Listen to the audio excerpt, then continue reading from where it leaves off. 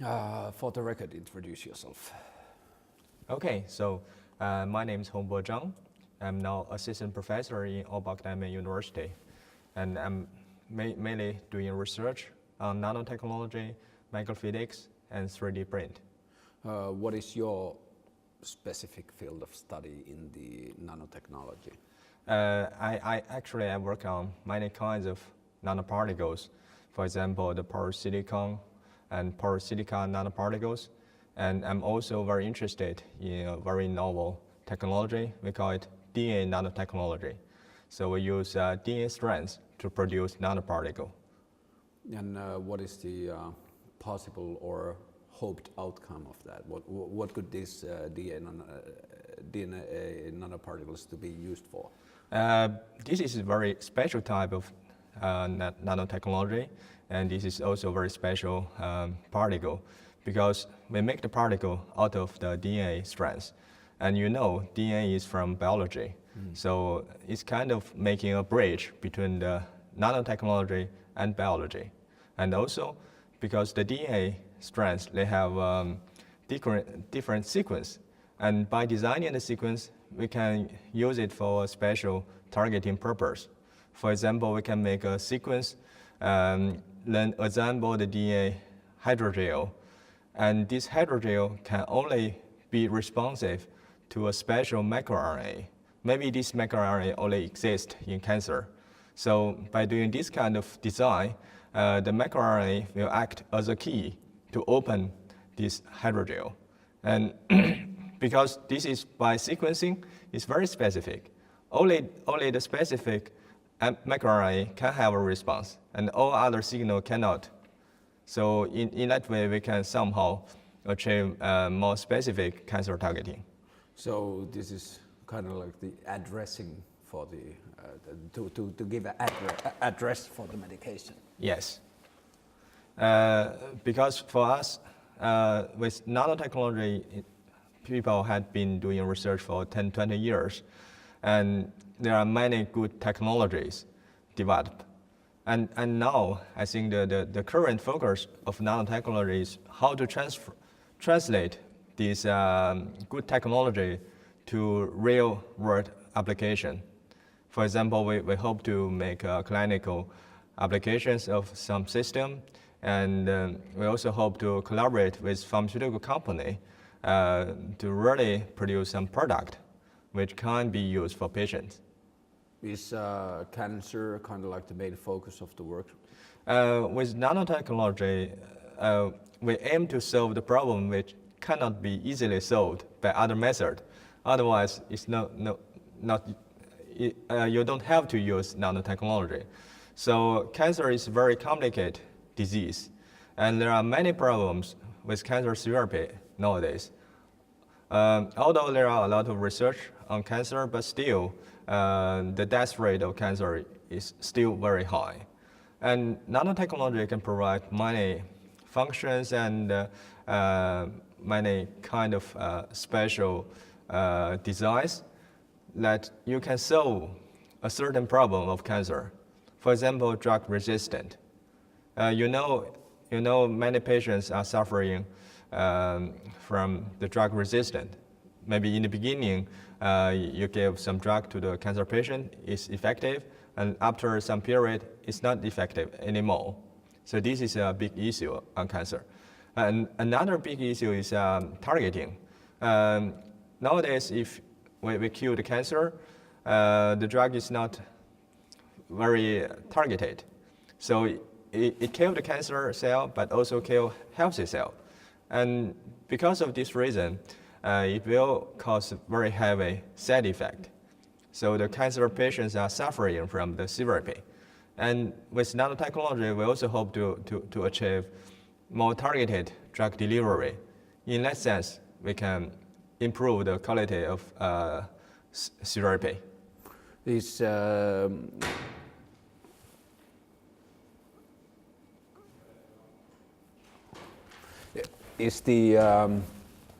Could the DNA technology also be used in personalization of drugs? That's for sure. DNA technology is the only technology that you can have very high flexibility by sequence. So for cancer patients and also different tumors, there is huge interpersonal difference. Every person may have different sequence from the cancer. And also there might be different signal from the tumor. And with DNA technology, we can really tailor-made kind of particle which is specific for this patient. So there is potential to be used for personalized cancer medication. What do you think are the biggest blind spots or the unknown factors in the nanomedicine right now? At the moment, because if you are using nanotechnology and nanoparticles, you are introducing some other stuff into the body besides the drug.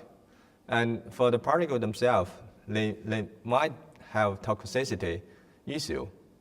And at the moment, we try to use more biocompatible particles, but in the long run, you never know whether this is safe enough. So it will take time for us to understand whether the nanotechnology is safe enough for patient. And another issue is if you are creating a nanoparticle, the human immune system will often recognize them. And then even you design target delivery, maybe it cannot cross the immune boundary. Mm-hmm. If you think about 20, 30 years from now, what do you think could be the possible applications of nanomedicine and nanotechnology in the healthcare? I think it's all kinds of applications. At the moment, I think it's kind of a snowball for nanotechnology. If you start up the application, then it will grow very big.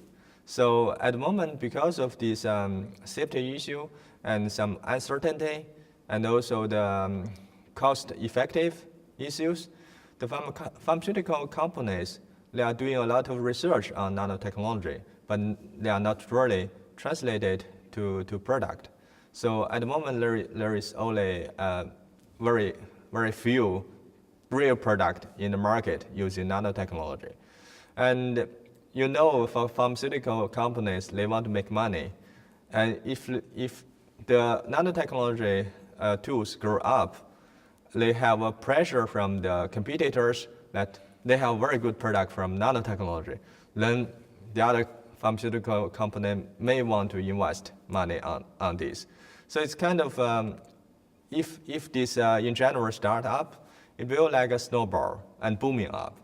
So everybody will start to use nanotechnology, and I really pursue this new generation of medication.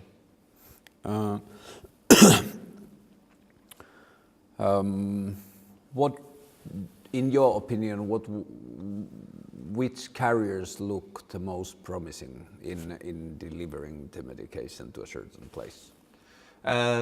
We work a lot on porous material. For example, the porous silicon and porous silica. They are both very good materials for drug delivery. I have been doing postdoc with Helder Sandoz, and we are also doing long-term collaboration continuously. And we both work on, actually I learned the porous silicon particle from him. So we work a lot on this particle. And this particle have a lot of advantages. The most important thing is this is biocompatible and biodegradable. This is the key issue that you can use it in the body. And we hope someday we can get FDA approved of this particle, and we can really use it for biomedical applications. And there are also other good properties from this particle. For example, it have very high surface volume ratio because there is a lot of pores. So in that sense, you can carry a lot of drug into the carrier. And also it have a because we use HF etching of this material, so we can get very big parts. And for that reason, you can load not only small molecular drug, but also the big molecular drug, for example, proteins, siRNA, and DNA, and those are often used in cancer therapy.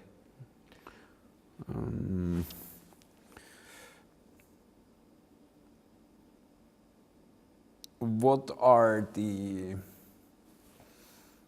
main benefits of nanomedicine compared to the technologies or medicine used nowadays? Because we can produce some special tool for very difficult problems that cannot be solved by the current medication. There is no other way. You have to find a way. What are the specific problems that we are most interested in right now? Cancer therapy should be one. And there are also some other, for example, diabetes and heart disease. Actually, tissue engineering is also part of nanotechnology. So we can do a lot of things with tissue engineering. What is tissue engineering? For example, wound healing, Yeah. and bone regeneration, heart regeneration.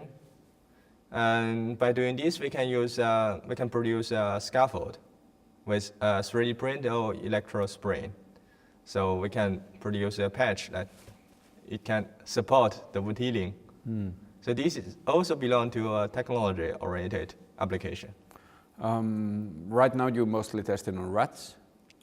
Yes, we work on rats, but I'm making collaboration with hospitals, and I hope we can also translate our technology to clinical applications. In So, how many years? It's depending on the specific case, because there is also certain rule from the hospital. For example, I'm making collaboration with a hospital in China, and in China, probably is a bit easier than in Finland to get a clinical trial. So we hope we can somehow play with it. When you work with rats, is it rat cells or living rats? Living rats. Yeah, okay. Okay, the last thing. When thinking about masking the medication in a way that the body immune system doesn't kill or recognize it, what do you think are the best applications to do that, to put the medication in stealth mode? So there are many ways. For example, you can try to biomimicking the system. For example, you can just design the system like a biology stuff. Then the immune system will not recognize. There's certain ways we are also doing at the moment. One is to code the nanoparticle with immunocell member. So in that way, you are kind of predicting this is a body cell. And another thing is you can code it with a PEG. This PEG is a special polymer.